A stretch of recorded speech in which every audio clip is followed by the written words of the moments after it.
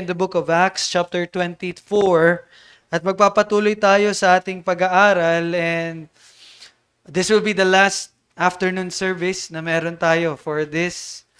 Lord willing, mabalik ito next time. Nawa, magkaroon na tayo ng katulong sa pangangaral ng salita ng Panginoon. Pero announcement lang din, this will be the last muna, no? For this moment ng ating afternoon service. So, next Sunday, babaguhin na po ito at magiging discipleship hour na po siya. So, we will focus on that. Gaya ng sinabi ko kanina, pagpo-focus siya sa pamumuhay. Okay? Pero soon, kapag lumago ang mga kalalakihan at sila ay may kakayanan na ipangaral ang salita ng Diyos, may babalik natin yung afternoon service natin. Okay? So, we will pray. Please help me pray for more men na siyang gagamitin ng Panginoon sa pangangaral ng kanyang salita. Pero for now, let us enjoy the grace of God as we listen again to His Word. Acts 24:22 to 27. Now, sa nakaraang linggo po, again, review muna, nakita natin yung pagbibigay ng depensa ni Pablo, no? Laban sa mga umaakusa sa kanya. Now, to give you an idea, so yung story po na nangyayari dito is si Apostle Paul was accused, inakusahan siya na nanggugulo, ibig sabihin inakusahan siya na na-break niya yung Roman law, which is yun yung namamahala at this time, yung Roman Empire, no? So, inakusahan siya na siya ay lumabag sa Roman law, and inakusahan din siya na siya ay lumabag sa Jewish law, which is the law of the Israelites, at nilapastangan din niya yung temple, no? Yung templo. And nakita natin last week kung paano pinatunayan ni Pablo na yung tatlong akusasyon sa kanya ay hindi tunay na mga nangyari. And sa katunayan, nahihayag niya ang tunay na dahilan ng lahat ng pagkakabilanggo niya, at iyon ay dahil sa pagkabuhay muli. No, sinabi doon ni Pablo, ano ba talagang dahilan? Bakit kinakamuhian ako ng mga Hudyo? Bakit gusto nila akong makulong? At sinabi doon ni Pablo na ang dahilan nun ay dahil sa pagkabuhay muli. Specifically, dahil sa pagkabuhay muli ng Panginoong Hesukristo. At itinuturo ni Pablo na ang pagkabuhay muli ni Kristo mula sa kamatayan ang patunay na si Jesus yung Jewish Messiah. Yung Messiah na ipinangako, yung tagapagligtas na ipinangako, kaya lang, tinatanggihan ito ng mga Hudyo. Tinatanggihan ito ng mga Israelita. Kaya gano'n na lamang kanilang pagkamuhi kay Pablo at gano'n na lamang ang kanilang kagustuhan na si Pablo ay mabilanggo. And sa katunayan, hindi lang mabilanggo, nais nilang patayin si Pablo. Natatandaan niyo po ba? Di ba nagkaroon pa sila ng sumpaan na hindi kami kakain at hindi kami iinom hanggat hindi napatay si Pablo. And you know what? As I was reading last night, bago kami mag-pray ng asawa ko, binasa ko yung next chapter, and 2 years ang nakalipas, hindi pa rin nila napapatay si Pablo. Kumusta na kaya yung mga taong yun na sinumpa nila, hindi sila kakain at hindi sila inom hanggat hindi nila napapatay si Pablo? Siguro patay na sila, no? Well, isa sa mga bagay yon, no, na ginawa nila dahil sa kanilang kaseryosohan na patayin si Pablo. Well, doon natin nakita na tunay na tinatanggihan nila ang Messiah, ang tagapagligtas, which is ang Panginoong Hesukristo. So, pinaalalahanan din tayo nakarang linggo na sa ibang pamamaraan, ang isa din palang Kristiyano ay nagagawang tanggihan ang Panginoong Jesus. Bagaman again, sila ay ligtas, pero may kaparaanan. Meron din palang pagkakataon na tayo na mga mananampalataya ay maaaring tanggihan si Jesus. Sa anong paraan? Sa pamagitan ng pagkakaila kay Jesus. Ibig sabihin nun, kapag tayo ay nahihiya na ipangaral ang pangalan ni Jesus, kapag tayo ay hindi naghahayag ng ebanghelyo. Kaya last Sunday, hinimok tayo, in-encourage tayo na ipamuhay ang ating pagkakakilanlan. Kasi sa ating pong paghahayag ng ebanghelyo, pagpapakita niyon kung sino ka. Kaya ang hindi paghahayag ng ebanghelyo ay walang bahala ng iyong pagkakakilanlan. bilang isang mananampalataya ni Jesus, no? At tayo din ay pinaalalahanan na ang paghahayag ng pangalan ni Jesus ay utos sa atin, no? Kaya nawa ay patuloy nating hingin na sa pamagitan po ng biyaya at Espiritu Santo ay palagi nating magawa iyon. Ngayon naman, sa ating babasahin ngayon, tutungo tayo sa tagpo na kung saan makikita natin ang tugon naman ni Felix. Dito natin makikita anong desisyon ni Felix pagkatapos na may hayag ng accusation ng mga Hudyo at pagkatapos ng pagdepensa ni Pablo. Yon ang ating titingnan sa hapong ito. Tayo po'y magsitayo sa pagbibigay pugay sa salita na ipapangaral sa atin sa hapong ito. Acts 24:22-27. Pakinggan niyo po, ito po ang salita ng Diyos. Ngunit si Felix, na may wastong kaalaman tungkol sa daan, ay ipinagpaliban ng pagdinig, na sinasabi, paglusong ni Lysias na punong kapitan, magpapasya ako tungkol sa inyong usapin. At iniutos niya sa senturyon na siya'y bantayan at bigyan ng kaunting kalayaan at huwag pagbawalan ang kanyang mga kaibigan na tulungan siya sa kanyang mga pangangailangan. Pagkaraan ng ilang mga araw, si Felix ay dumating na kasama ni Drusilla na kanyang asawa na isang Hudyo at ipinatawag si Pablo at siya'y pinakinggang magsalita tungkol sa pananampalataya kay Kristo Jesus. Samantalang tinatalakay niya ang tungkol sa katuwiran, pagpipigil sa sarili, at sa paghuhukom na darating, nangilabot si Felix at sumagot, umalis ka muna ngayon at kapag nagkaroon ako ng pagkakataon, ay patatawag kita. Kanyang inaasahan din na siya'y bibigyan ni Pablo ng salapi, kaya't madalas niyang ipinatatawag si Pablo at sa kanya'y nakikipag-usap. Ngunit, nang matapos na ang 2 taon, si Felix ay pinalitan ni Porcio Festo at sa pagnanais na gumawa ng ikasiyasiya ng mga Hudyo ay pinaubayaan ni Felix si Pablo sa bilangguan. Ito po ang salita ng Diyos, tayo manalangin. Ngayon, kami patuloy na humihingi ng karunungan at pagkaunawa nito sa pamagitan lamang ng Espiritu Santo.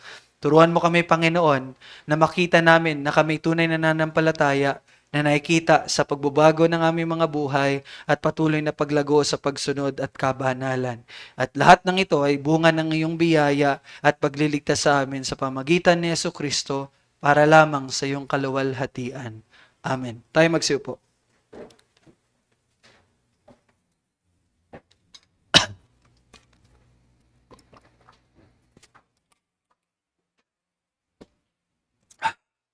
Now, again, ito na po yung magiging desisyon ni Felix.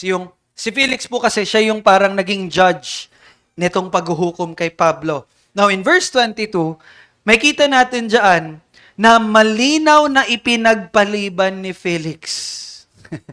Malinaw na ipinagpaliban, dinelay, pinospone ang pagdinig at sinabing magpapasya siya kapag dumating si Lysias. Natatandaan niyo si Lysias? Tatandaan niyo si Lysias? Tatandaan niyo si Lysias? Yung kapitbahay. Si Lysias, yung punong kapitan na siyang unang dumakip kay Pablo na may kita natin sa chapter 21 pa. No? Pero alam niyo ba, mula dito sa panahong ito, ay wala na po tayong mababasa na pumunta si Lysias. Wala na. Sa katunayan, sabi sa verse 27, tingnan niyo yung verse 27, lumipas na lang ang 2 taon. Nagkaroon na ng pagpapalit ng liderato. Di ba, napalitan na si Felix. Pero nasa kulungan pa rin si Pablo. Kaya nga, kung matatandaan nyo, sinabi ko kanina, footnote lang to ha, segue lang ako konti. Dito ko kasi na-realize Kasi dahil nga sa politika na nangyayari, we will pray for justice, makulong yung mga dapat makulong. Pero here you will see, Paul does not deserve na makulong. Pero niloob ng Diyos na makulong siya. So ang point is here, when we pray, lalo na sa ating politika, when we pray for justice, yes, we will pray na makulong ang dapat makulong. Pero let us always think lagi ng kalooban ng Diyos ang mangyari. Yun ang dapat nating ipagpanalangin. Kasi alam nyo bakit nanatiling kulong si Pablo? Kasi kalooban ng Diyos na mapadala si Pablo sa Roma. And sa pamagitan ng kanyang pagkakulong, ay magkakaroon ng pagkakataon na humarap si Pablo doon sa pinakamataas na tao sa panahon na to na tinatawag na Caesar or King, kumbaga, no, sa empire, ng Roman Empire. Yun ang kaparaanan ng Diyos upang mapadala si Pablo doon sa Roma.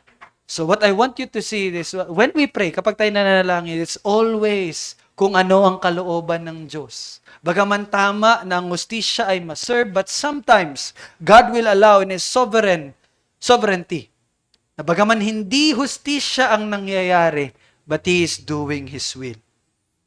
Okay? Segue lang yon.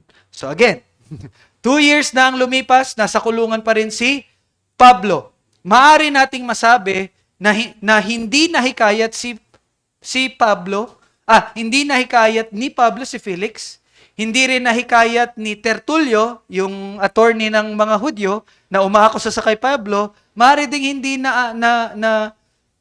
nakumbinsi ni Tertulio si Felix. Ngunit, merong binanggit si Lucas. Dito sa verse 22, tingnan niyo yung verse 22 muli, na tila magbibigay sa atin ngayon ng ideya, ano ba talaga ang nangyayari? Bakit ba hininto mo na? Ito ba ay dahil hindi siya nakumbinsi? Nahirapan siya mag-decide? Well, again, merong sinabi sa verse 22 that will give us the real reason. Anong sinabi? Sinabi dito ni Lucas, si Lucas po nagsulat nito, si Felix na may wastong kaalaman tungkol sa daan. Anong daan to? Well, to give you an idea, ang tinatawag na daan dito, dati kasi hindi pa tawag Kristiyano sa mga nananampalataya kay Kristo. Ang tawag pa kay Kristo dati, daan. Okay? So, ibig sabihin, alam niya ang patungkol sa Panginoong Hesukristo. Ibig sabihin, alam niya na si Jesus ay namatay at nabuhay muli. Ibig sabihin, alam niya din ang katuroan ng Panginoong Jesus. So, pinapakita sa atin dito ni Lucas, hey, alam ni Felix ang patungkol kay Jesus. Kita niyo po yun? Ito ay maaring dahil ang kanyang asawa na mababasa natin sa verse 24 na isang Hudyo. Sino yun? Drusilla? Or Dracula? Si Drusilla, di ba, isang Hudyo. Ngunit, bagaman inihayag dito na siya ay may kaalaman tungkol sa Panginoong Jesus, tila makikita din natin ang hindi niya pagtanggap dito. Okay? Patuloy natin, verse 23. Anong nangyari dyan? Verse 23, inutos niya na sa senturyon na siya'y bantayan at bigyan ng kaunting kalayaan. Dito ay makikita natin ang pabor. Yes, no? Merong pabor na binigay si Felix kay Pablo na maaari siyang tulungan ng kanyang mga kaibigan sa kanyang pangangailangan. And kung ipagpapatuloy natin sa verse 24, pinapatawag niya si Pablo. Di ba? Verse 24, at pinapakinggan sa pagsasalita nito tungkol sa pananampalataya kay Kristo Jesus. Wow! Good thing. Pero verse 25, kapag tinatalakay na, dyan sa verse 25, tingnan ninyo, na ang tungkol sa katuwiran, pagpipigil sa sarili, paghuhukom na darating, anong ginagawa ni Felix? Pinapaalis niya si Pablo. Hindi mahirap makita dito, mga kapatid, na kapag kinokompronta na ni Pablo sila Felix, ay hindi nila ito matanggap. Sa halip, ay iniiwasan o hindi nila ito hinaharap. Kung kaya makikita natin na sa halip talikuran nila Felix ang kasalanan, tinatalikuran nila ang katotohanan. Kita niyo yan? Sa halip na sila ay makipag-ayos, tinatanggihan nilang salita ng Diyos. At mas makikita pa natin kung paanong nakain sila ng sarili nilang mga kagustuhan sa susunod na mga talata. Tingnan natin sa verse 26. Dito ay inihayag sa atin ni Lucas na ang pakikipag-usap ni Felix kay Pablo ay hindi pala upang marinig ang ebanghelyo. Anong dahilan? Kundi ito ay pagbabakasakali na makatanggap siya ng salapi or bribe or sa modern time natin, under the table, kumbaga. Kita niyo yun? Kung matatandaan nyo, sinabi ni Pablo sa kanyang pagbibigay depensa sa verse 17, tingnan nyo sa verse 17, na siya ay may dalang limos, di ba? May dala siyang pera. At maaari, ito ang nagbigay ng ideya kay Felix. Nagdala ka pala ng limos, ha? Galing ka pala sa ibang bansa, lumuwi ka dito. Nag-abroad ka pala, ha? May dala kang pera. So, maaari, yun yung naging dahilan na makapag-isip si Felix na maaari siyang bayaran ni Pablo para makawala si Pablo. At kung matatandaan nyo din, nabanggit ko ng mga nakaraang linggo na si Felix po ay kilala bilang malupit na pinuno at kilala din siya sa bribe. Kilala siya doon. And nakita natin to, napatunayan ito dito sa tagpong ito. He is really into that business. Ayun, politika natin, ganun din, di ba? But hindi lang yan. Tingnan natin yung verse 27. Makita natin dito sa verse 27 na pinanatili niyang nakakulong si Pablo. Why? Sa pagnanais, na ano daw? Gumawa ng ikasisiya or pabor sa mga Hudyo. Bakit niya ito ginagawa? Bakit niya ginawa yun? Siyempre, upang makatanggap siya ng simpatya at makatanggap siya ng pabor mula sa mga Hudyo. Ibig sabihin ito ay para pa rin sa kanyang makasariling kapakanan. Wala siyang kinakampihan at wala siyang inaano sa dalawang panig. Bagkus, ang gusto niya lamang makakuha siya mula doon kay Pablo at makakuha din ng pabor mula doon sa mga Hudyo. Now, sa kabuuan po, nakikita natin na wala sa isip ni Felix ang pagbibigay ng hatol. Wala sa isip niya ang pagbibigay ng katarungan sa kinilalagyan ni Pablo. Ni hindi niya hangaring makita kung sino ba talaga yung nagsasabi ng totoo sa dalawang panig. Wala yun sa kanyang hinagap. Ang kanyang nais ay kung kanino siya makakakuha ng salapi, makakakuha ng pabor o pera o kung ano pa man. Muli, para po sa kanyang sariling kapakanan. Ngayon, balikan natin yung sinabi dito sa verse 22. Balik kayo ulit sa verse 22. Sabi ni Lucas, upang makita natin ang pinupunto ng salaysay na ito. Sabi dito, si Felix ay may wastong kaalaman tungkol sa daan. At nakita natin na bagaman ilang beses niyang narinig kay Pablo ang ebanghelyo, di ba?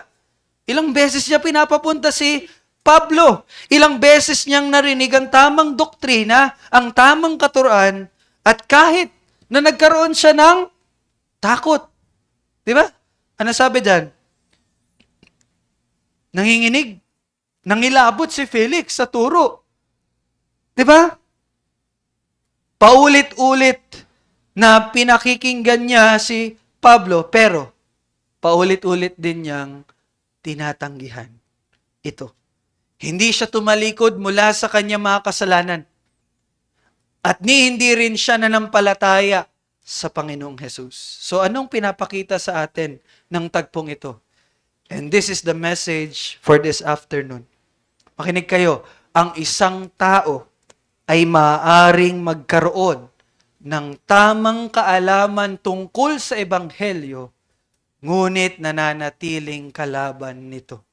Ulitin ko po, ang isang tao ay maaaring magkaroon ng tamang kaalaman patungkol sa magandang balita o patungkol sa Ebanghelyo, ngunit nananatili pa rin kalaban nito.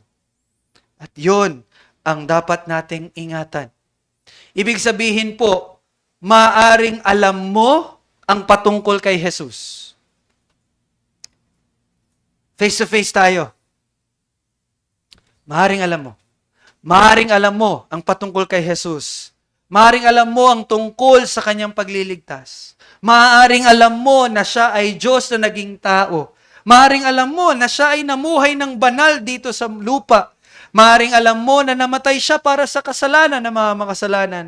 Maaring alam mo din na nabuhay siyang muli. At maaring alam mo na siya'y bumalik sa langit sa kanang kamay ng Ama. Pero nananatiling hindi ligtas. Maaring alam mo ito, pero hindi tunay na nananampalataya. Maaring naituturo mo ito. Maaring nahayag mo ito, pero hindi pala tunay na nabago. Maaring nakikita ka sa iglesia, nandito ka, pero hindi pala kabilang sa tunay na iglesia. Maaring nag-aakala kang kilala mo ang Panginoong Hesus, pero hindi ka pala niya kilala. Maaring masabi mong Kristiyano ka, pero wala ka palang Kristo. Kaya seryoso to. Huwag kang paantok-antok ngayon. Seryoso to. Seryosong babala ito para sa atin. Ito ay matagal nang ipinahayag ng Panginoong Hesus. Matthew 7:21.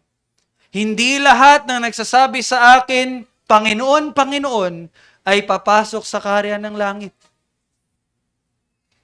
Hindi ibig sabihin na nagsasabi ka, Lord, Lord, ay papasok ka sa kaharian ng langit. At tunay, marami pong mga Puritans, maraming mga Reformers ang nagpahayag patungkol dito. Pakinggan niyo po ang mga sinabi nila. John Owen, sabi niya, maaring nasa isip ng isang tao ang kaalaman tungkol sa doktrina ng biyaya, ngunit wala naman sa kanyang puso ang kapangyarihan ng biyayang iyon. J.C. Ryle, hindi po ako ito, si J.C. Ryle po ito. Libo-libong tao ang nakakaalam ng mga katotohanan ng ebanghelyo sa kanilang isip, ngunit kailanman ay hindi nila tunay na tinanggap ang ebanghelyo sa kanilang puso. Thomas Watson, maaaring makilala ng isang tao si Kristo sa isip lamang, ngunit hindi siya tunay na makilala sa paraang nagliligtas. Matthew Mead, magkaibang bagay ang pagpapahayag na may Kristo at ang tunay na pagkakaroon ng Kristo.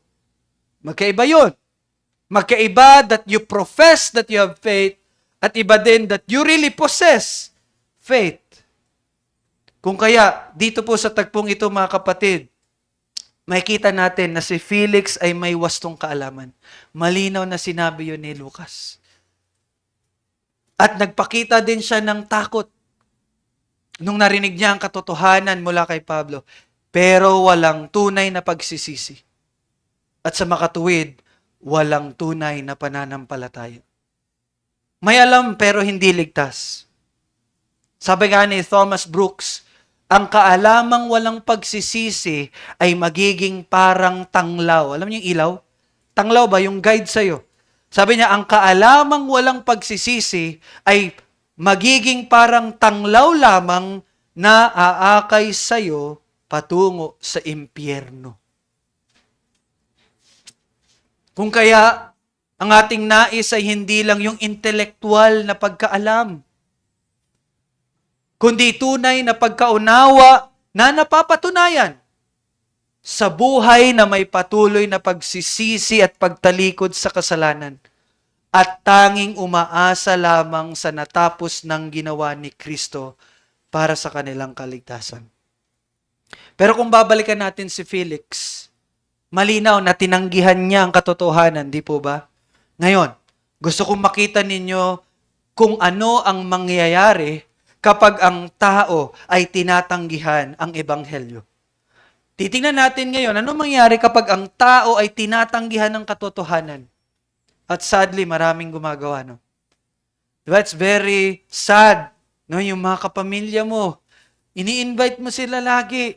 Gusto mo, nais mo na makita nilang katotohanan, pero pilit nila itong tinatanggihan. Ngayon, titingnan natin kung ano ang mangyayari kapag ang isang tayo tumatanggi sa katotohanan at ito rin yung magiging senyales sa atin. Ito yung magiging sign sa atin na ang katotohanan ay tinatanggihan. Kaya pakinggan po natin ito ng mabuti. Isang beses ko lang to sasabihin. Kaya makinig po tayo. Pwede po bang buksan ninyo yung mga Biblia in Romans chapter 1, verse 24 to 28.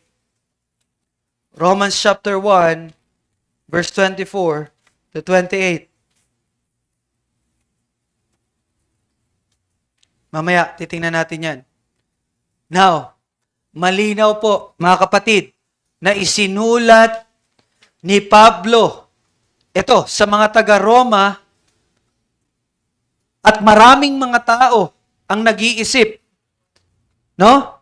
Na ayos lang nilang tanggihan muna ang Diyos. Sino dito yung nag-iisip ng ganyan? Okay lang, ano muna. Next time na, pag gano'n na, malapit nang gumunaw or malapit nang mamatay. Doon lang ako maniniwala, doon lang ako mananampalataya, doon lang ako magseseryoso. Maraming tao ang nag-iisip ng ganyan. No? At marami din ang hindi lumalapit sa Diyos dahil iniisip nila, wala namang impyerno. Na kung saan, yung parusa ng Diyos ay ipapataw. Wala daw impyerno. Meron din mga nagsasabi na bagaman naggagawa kong kasalanan, hindi ko naman nararanasan yung puot ng Diyos, kaya okay lang siguro. Pero alam niyo po ba, dapat nating makita na kahit po sa present time, kahit dito sa kasalukuyang panahon, makikita natin ang puot ng Diyos. At makikita din natin, kahit dito sa present time, ang hatol ng Diyos sa mga tumatanggi sa Kanya. Iniisip kasi na maraming tao, yung hatol ng Diyos sa pagbabalik niya na. Hindi pa naman siya bumabalik, so wala pang judgment. You know what? Ang judgment ng Panginoon ay makikita na dito sa kasalukuyang panahon. And yun ang ating titingnan.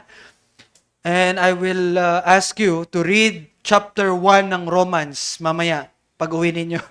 Basahin ninyo yung buong chapter ng Romans, no? Para maintindihan nyo lalo itong sinasabi ko. But, bibigyan ko kayo ng ideya. Dito sa Romans 1, makikita natin dito sa Romans chapter 1 na isa sa paraan na inihahayag ng Diyos ang kanyang puot at hatol laban sa mga makasalanang tahasang tumatanggi sa Kanya ay sa pamamagitan ng pagpapaubaya sa kanila sa kanilang mga kasalanan. Ibig sabihin, kung titingnan nyo po yung verse 24, verse 26, at verse 28, pansinin nyo dyan, merong isang phrase dyan na magkakatulad. At ano yon? Hinayaan sila ng Diyos. Nakita nyo yan? Verse 24, 26, at 28. Makikita nyo dyan, hinayaan sila ng Diyos. At kung iisipin natin na ito ay pagbibigay sa kanila ng kalayaan, upang sila ay maging masaya, nagkakamali po tayo. Ang ganitong sinabi ni Pablo ay sa katunayan, hindi po magdudulot sa kanila ng kalayaan, kundi ito ay nagbubunga ng pagkaalipin nila, mas lalong pagkaalipin sa kasalanan, kaguluhan, at espiritual na kapahamakan. Inilalarawan po ni Pablo yung tatlong yugto or phases kung paanong lalong naalipin ng tao sa kasalanan dahil hinayaan na sila ng Diyos. Bakit sila hinayaan ng Diyos? Dahil sa kanilang pagtanggi sa Diyos. Tingnan natin in verse 24 and 25. Anong sabi dyan? Verse 24 and 25. Ibinigay sila ng Diyos sa kanilang masasamang pagnanasa at immoral na pamumuhay. At kung babasahin ang verse 24 at 25, particular na binanggit ni Pablo dito ang sexual immorality. Kung saan nilalapastangan ng tao ang kanilang sariling katawan. Bakit? Tinatanggihan nila yung disenyo ng Diyos na ang sexual na relasyon ay para lamang sa tapat na pagsasama ng isang lalaki at isang babae sa pag-aasawa. Hindi yung boyfriend-girlfriend. Makikita natin ito ngayon sa ating lipunan, mga kapatid. Di ba? Ganun na lamang kalaganap ang pornography. Pakikiapid. Pangangalunya. hook up. Alam mo yung hook up? Hook up. Hook up. Alam mo yung hook up? One night stand. Tira-tira lang. Tikim-tikim lang. Alam niyo yan? Uso yan ngayon. Premarital sex. Kasal outside marriage. Pagtatalik, outside marriage, before marriage. Hindi kasal, paiba-iba ng nobyo. Diba? Hindi na kasal ang pinakalayunin ng pakikipagrelasyon sa panahon natin ngayon. At ang iba, pakikipag-live-in. Para daw, testing daw kung okay ba to. You know what? Ay isa pa sa nakakalungkot, ang mga ito ay tinatanggap na bilang normal. At hindi nakakasira. At hindi kasalanan. Ikalawa, verse 26 to 27. Dahil patuloy na tinatanggihan ng tao ang Diyos, ibinigay niya sila sa kahiyahiyang pagnanasa at mga gawaing laban sa kaayusang lilikha ng Diyos. Laban sa natural order. Particular na binanggit again ni Pablo is what? Homosexuality. Ito yung binibigay na example ni Pablo as an example na gawain na laban sa likas o yung natural na disenyo ng Diyos. Pagpapakita na ito yung pinakahigit sa lahat ng mga makasalanang mapapabilang dito. Sa lipunan natin ngayon, ang mga gawaing ito na dating kinikilalang kasalanan ay hayagan ng ipinagdiriwang. Right? Meron pang Pride Month eh. See? Makikita natin sa lipunan natin ngayon, pinagtatanggol ang LGBTQ community, division minus, plus, square root. Ano pa ba? Ang tinatawag ng kasulatan na kasalanan ay tinatawag na ngayon kabutihan ng lipunan. Katlo, verse 28. Dahil ayaw na ng tao na kilalanin at sundin ng Diyos, anong ginawa ng Diyos? Ibinigay niya sila sa isang bulok at masamang pag-iisip. Ano nangyari dito? Nagiging baluktot ang kanilang pag-iisip, kaya tinatawag nilang mabuti ang masama. At tinatawag nilang masama ang mabuti. Hindi nyo napapansin yan ngayon? Di ba? Nakikita natin yan ngayon. Marami ang napupuot sa moralidad na tinuturo ng Biblia. Biruin mo, kinukulong yung mga naghahayag ng salita ng Diyos. Kinukulong yung naghahayag ng mga ebanghelyo. For now, dito sa Pilipinas, hindi pa yan nangyayari. Pero if God will judge Philippines, it will happen. At yun ay nangyari na sa Amerika. Nandun na yung hatol ng Diyos sa Amerika. Why? Ito na nangyari. Biruin mo, sabi ng isang pastor, 82 years na akong naghahayag. Ngayon lang sabi niya, hindi ko akalain na ang pagtuturo ng John 3:16 ay magdadala sa akin sa kulungan. Pero, pakikita natin na pinagtatanggol ang abortion bilang karapatan daw ng kababaihan. Ang homosexuality, pinagtatanggol yan bilang pagmamahalan. Divorce, pinagtatanggol yan bilang kalayaan. Diba? Ang kasalanan ay hindi na nagkukubli po sa kahihiyan. Sa halip, hayagan na itong sinusuportahan. Ibig sabihin po, kapag nakikita na natin yung ganong bagay na nangyayari, ang ganitong klase ng pamumuhay sa ating lipunan, kapag nakita na natin yan, ibig sabihin, hinahayaan na tayo ng Diyos. Akala nyo nagpiprevail ang evil sa Amerika dahil ganun na yung kanilang No. Hindi nagpiprevail ang kasamaan. Ang hatol ng Diyos ay dumating na sa kanila. Why? Hinayaan na sila ng Diyos. That's judgment. Hindi yun nagwi-win ang kasamaan. That's judgment. Kaya, kung nakikita natin na hinahayaan ng Diyos ang tao sa pagkakasala, ibig sabihin nun ay nasa kanila ang hatol ng Diyos. At gusto ko pong gawin itong personal para sa bawat isa. Para naman magkaroon tayo ng personal application. Listen carefully. Kung gagamitin natin ang halimbawa na ginamit ni Pablo, bagaman hindi yun lang halimbawa lang yun na binigay ni Pablo. Pero nagpapakita yun ng pinakahigit na halimbawa ng kasalanang tinutukoy ni Pablo. Iyon yung sexual immorality na nakikita sa anyo ng pagkahumaling sa pornography. Nakikita sa anyo ng pakikipagtalik kahit hindi pa kasal. Nakikita sa anyo ng pakikipagtalik kahit kasal ka na. Nakikita sa anyo ng pakikipag-live-in.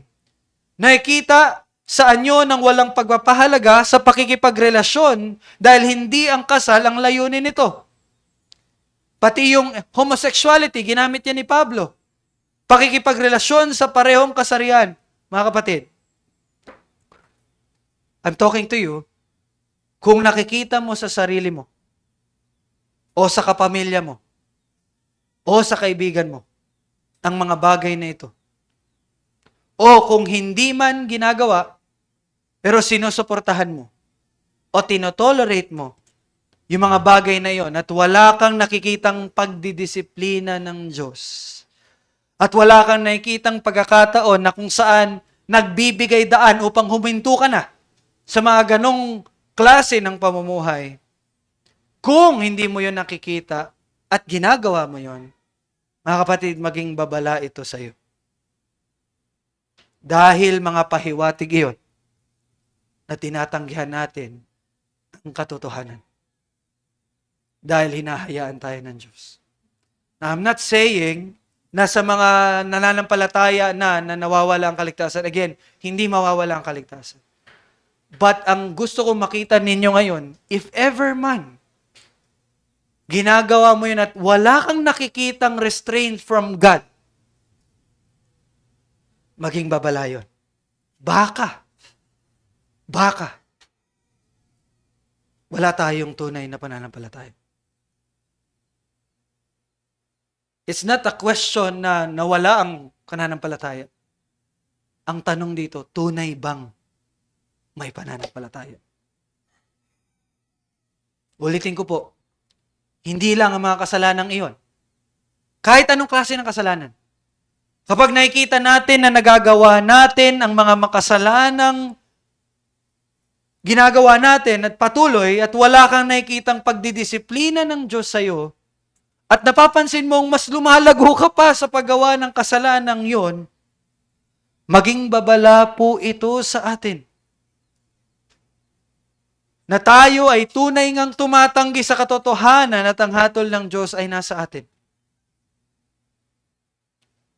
Sa mga tuwid, kahit na nandito ka,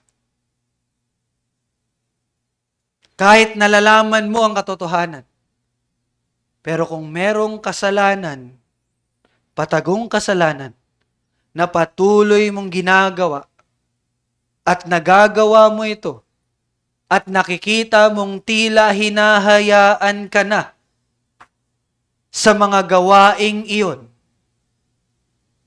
na nakikita mo for so long time, God is not doing anything para mahinto ka sa ganyang kasalanan, maging babala ito sa atin. Baka hindi tayo tunay na binago ng Diyos. Baka hindi tunay ang ating pananampalataya. Baka hindi tunay ang ating pagsasabi na tayo ay Kristiyano. Baka wala tayong Kristo. Ngayon, gusto ko pong maintindihan ninyo na hindi ko ito sinasabi upang bigyan kayo ng kalituhan sa kaligtasan. Kuya Ral, kanina pa lang sinabi mo, basta nananampalataya ko kay Kristo, ako'y ligtas. Totoo yun. Kaya nga sabi ko, hindi to issue kung nawala ba yung pananampalataya mo. Ang issue na pinapakita ko sa inyo dito is may tunay ka bang pananampalataya? Nais kong kumprontahin ang bawat isa na nandito ngayon. Upang makita natin kung ano talaga ang ating tunay na kalagayan. Kasi kung hindi natin makikita yung tunay na kalagayan natin, hindi natin matatanggap yung tunay na lunas na kailangan natin. Sabi nga ni John Piper, ang mas concern ko ay yung mga taong akala nila mahal sila ng Diyos, akala nilang ligtas sila, pero hindi.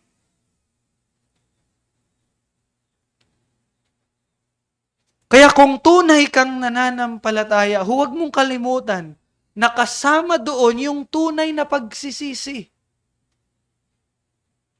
At tunay na pagtalikod sa kasalanan, hindi man perpekto. Dahil hindi maaring paghiwalayin ang pagtalikod sa kasalanan sa pamagitan ng pagsisisi at yung paglapit kay Kristo sa pamagitan ng pananampalataya. Hindi mo yun maihihiwalay. Mag-asawa yung dalawang yon. Hindi man ito nangangahulugan, again, ng perpektong pamumuhay. Wag nawa ninyo maisip, dapat pala perfect. Hindi. Dahil hindi mangyayari yun. Perfect living can never happen in this present time. Magkakasala tayo.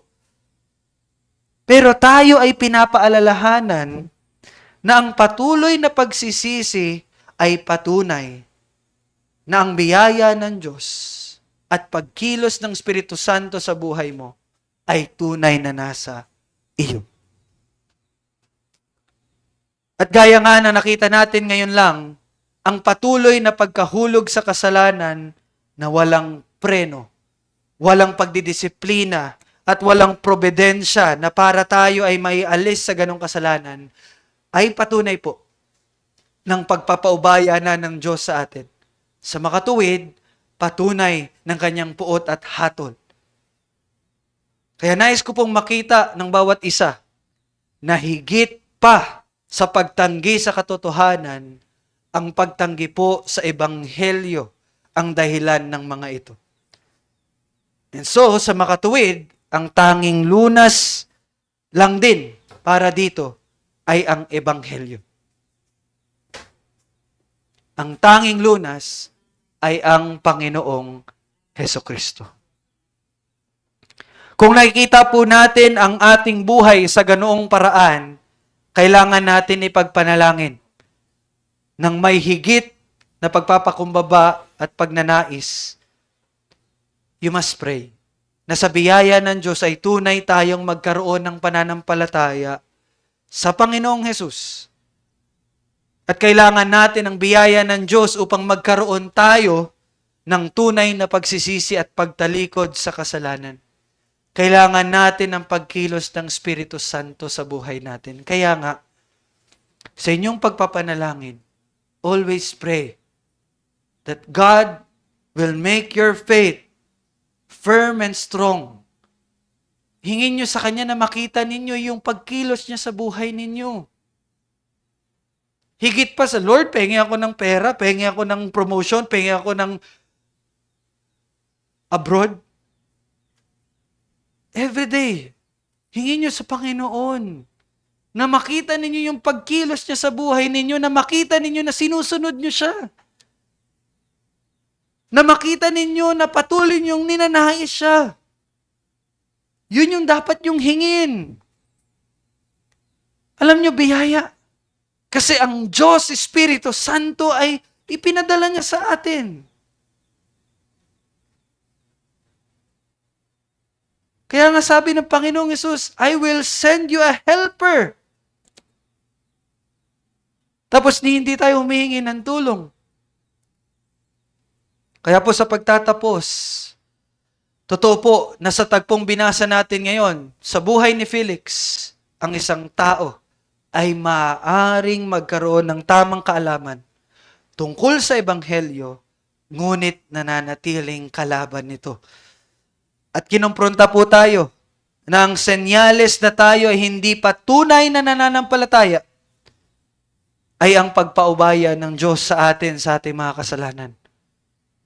Hindi po ang hindi ang mabuting gawa, hindi ang pagsunod natin ang magliligtas sa atin. It can never be. Ngunit, pakinggan niyo po, tunay na patunay, yung mga yon na meron ngang tunay na pananampalataya, ang isang tunay na niligtas ng Diyos. Kaya hinihimok tayo na tingnan ang ating pamumuhay ngayon. May pagpapabanal ba ang Diyos sa buhay natin? O pagpapaubaya sa atin? Kala nyo yung ganda ng kanta ni Moira, no? Pero in biblical sense, nakakatakot yun pag pinaubaya na tayo ng Diyos. Hinaharangan ba tayo mula sa pagpapatuloy sa pagkakasala? O hinahayaan tayo? Taimtim at buong pagpapakumbaba nating hingin sa Panginoon na sa biyaya niya ay makita natin at bigyan niya tayo ng katiyakan. Hingin natin yun. Na ang pananampalatayang meron tayo ay hindi lang po yung intelektual na kaalaman, kundi buhay, tunay, at nakapagliligtas na pananampalataya. Hindi natin magagawang magkaroon ng ganong klaseng pananampalataya because our faith will always fail. But yung pananampalatayang ipagkakaloob ng Diyos, it can never fail. At yun ang dapat nating hingin. Why? Kasi faith is also a gift from God. It is from God. Kaya yun ang dapat nating hingin. At kung ikaw naman na hindi pa nagpapahayag na nananampalataya ka sa Panginoong Hesus, ngayon, nakita mo at inuutusan ka na tumalikod sa iyong mga kasalanan at ilagay ang iyong pag-asa para sa iyong kaligtasan at kapatawaran ng iyong mga kasalanan sa natapos ng ginawa at pagkatao ng Panginoong Hesukristo. At hayaang mong lumago ka sa kaalaman na yun. Lalago ka lamang sa pamagitan ng salita ng Diyos. Huwag ka nang tumulad kay Felix. Na bagaman may alam, sabi nila, ligtas ang may alam. No. Hindi lahat ng may alam ay ligtas. Again, huwag na tayong tumulad kay Felix na bagaman may alam at may takot, ay pinili ang sarili at tinanggihan ang katotohanan ng Diyos at ng Ebanghelyo. Tumalikod ka at manampalataya sa Panginoong Hesukristo. Ito po ang salita ng Diyos. Makinig po ang may pandinig. Let us pray. Father in heaven, Lord, we thank you for your word of how you confronted us not to rely on intellectual wisdom. Hindi mag-rely para sa kaalaman. But to only trust and have faith in the Lord Jesus Christ. At hinihingi namin, Panginoon, ng tunay na pananampalataya na tanging magmumula sa iyo ay naway pagkaloob mo po sa bawat isa sa amin. Sa biyaya mo, O Diyos, ipakita mo sa amin ang katunayan ng iyong pagliligtas, ang katunayan ng aming pananampalataya sa pamagitan ng patuloy na aming paglago sa pagsunod, sa pagpapasakop at kabanhalan. Hindi man perpekto, pero salamat dahil ito ay patuloy na nababago at hindi nahayaan sa aming mga kasalanan. Lahat ng ito para po sa iyong kalawalatian. Sa pangalan ni Jesus. Amen.